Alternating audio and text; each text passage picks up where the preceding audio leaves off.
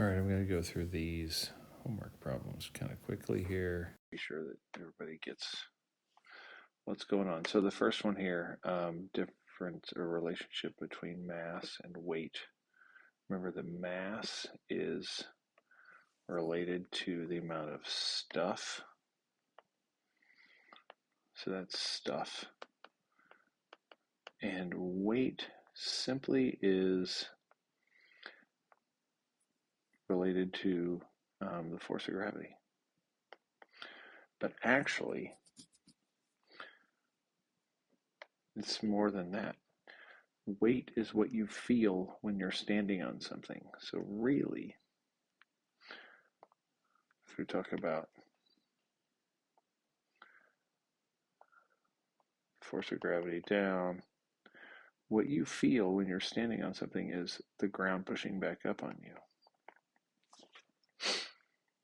Because if you're in a weightless environment, you're in the International Space Station and there's no weight, you're floating around, you still have a force of gravity on you. It's just that you don't have this force anymore.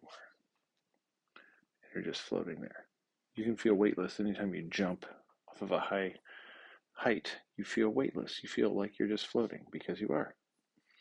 So really, weight has to do with the ground pushing up on you, and mass has to do with the amount of stuff. For this second question here, we were talking about a little bit in class. Some people were.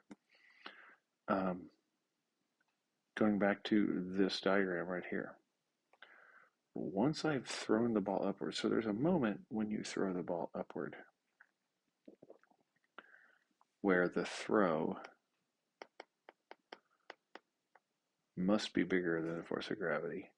Otherwise, it wouldn't accelerate. So whatever the difference is between these two forces, gravity and the throw, that causes the acceleration.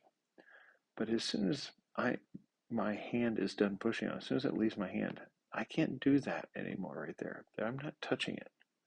So as soon as it leaves my hand, that goes away. And all that it is feeling is the force of gravity. And it's feeling it on its way up. So you throw that ball upward, the ball goes up, and it comes back down. The whole time, the only thing acting on it is gravity. There we go. For number 28, free body diagrams.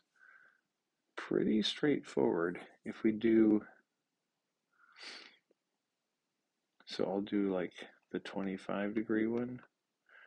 They're all gonna, what I want you to do though, I want you to do all of these to see the progression and see what changes. So when you draw these, be sure that you use the same length for the force of gravity.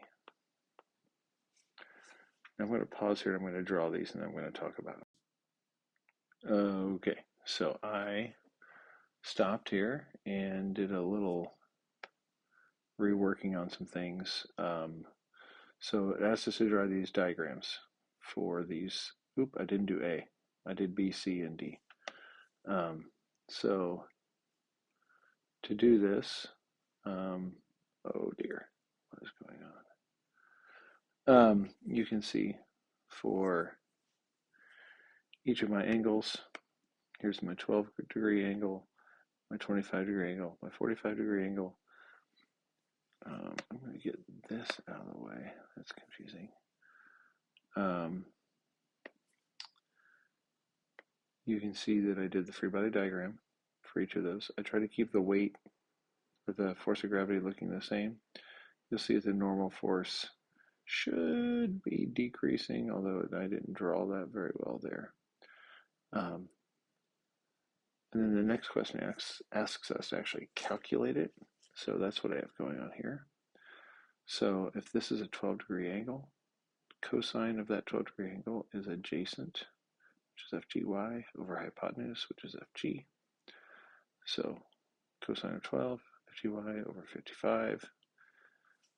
You would crunch those numbers,